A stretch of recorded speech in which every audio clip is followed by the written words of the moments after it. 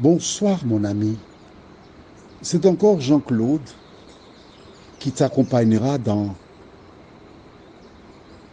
cette soirée. Je te rappelle que Claudine ou Jean-Claude étudie avec toi le livre de Jonas, un petit prophète qui jadis reçut un ordre de Dieu et qui décida de faire le contraire.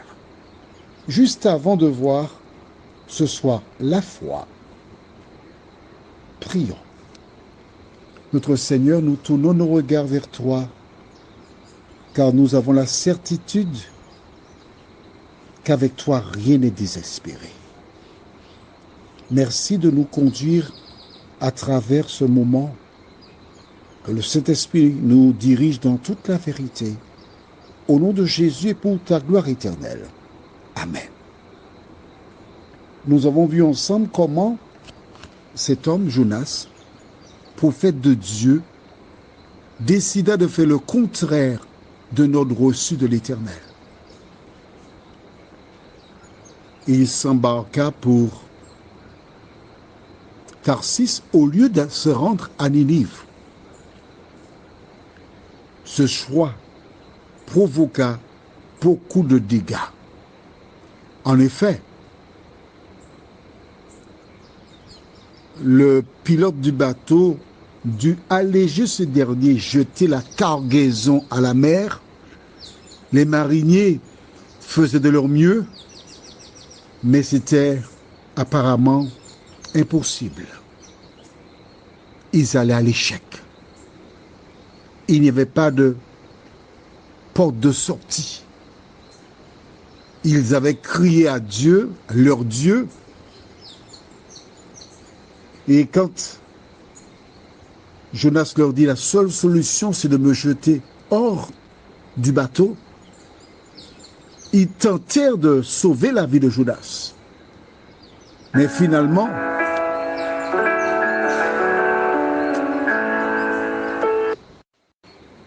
la situation était désespérée. Quand ces gens virent le poisson avaler Jonas, ils réalisèrent que il y a un Dieu dans le ciel. Non pas seulement parce que le poisson vint le récupérer, mais surtout parce que la mer s'est calmée brusquement, comme par enchantement.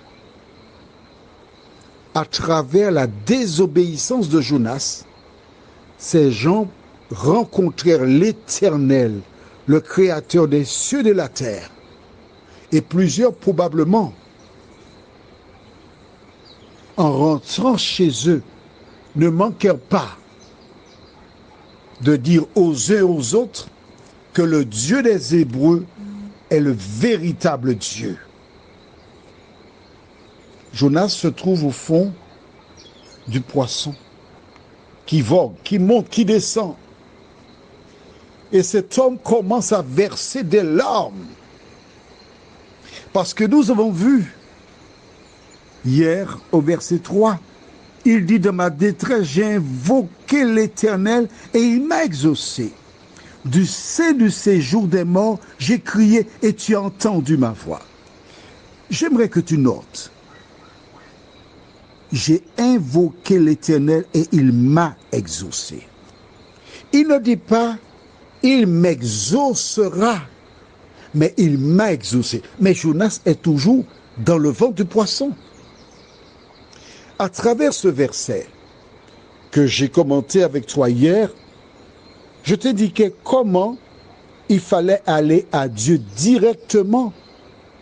C'est ce que fit Jonas. Jusqu'à ce que Jésus vienne, les hommes s'adressaient à Dieu directement. Mais l'autre chose importante que tu dois retenir,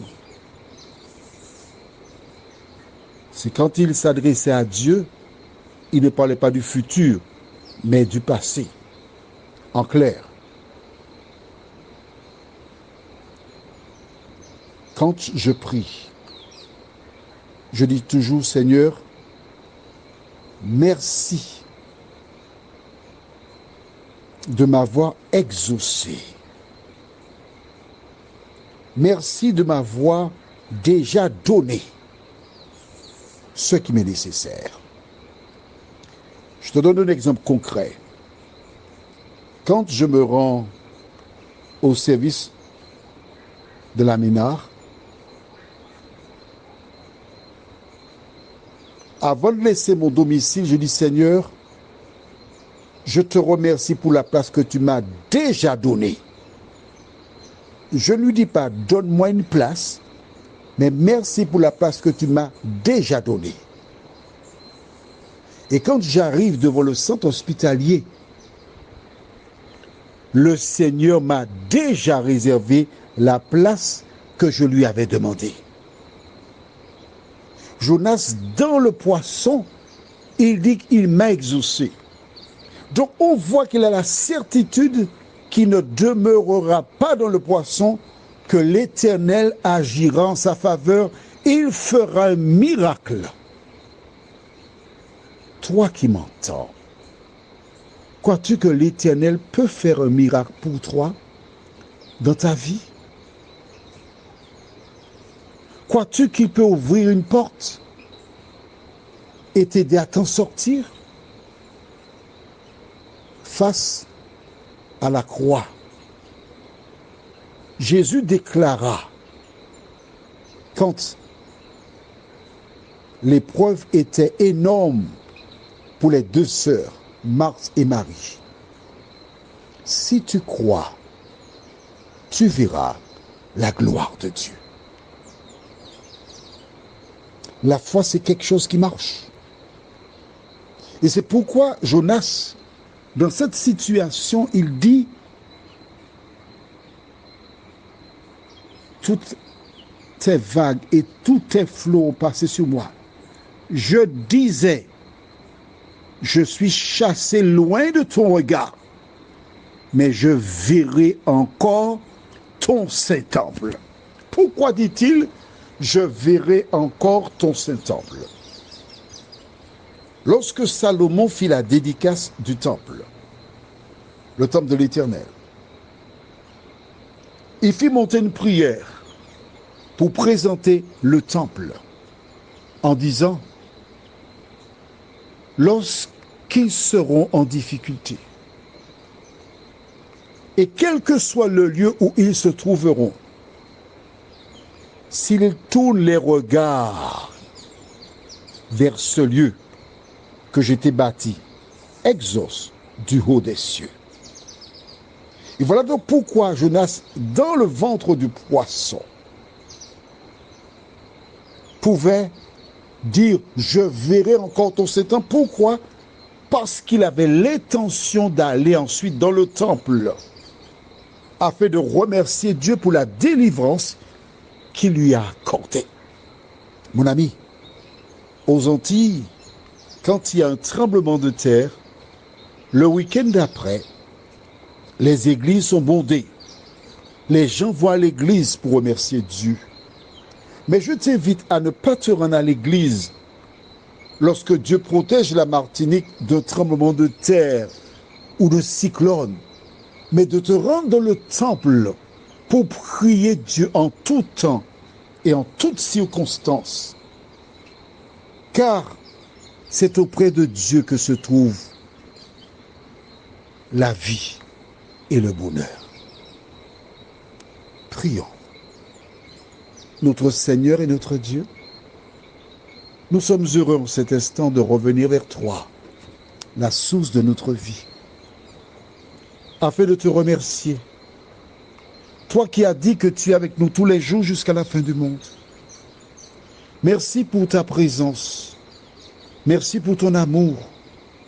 Merci pour ta protection. Merci pour la grâce. Car en toi, nous avons toutes choses, Seigneur. Tandis que la journée s'est achevée, merci encore de nous conduire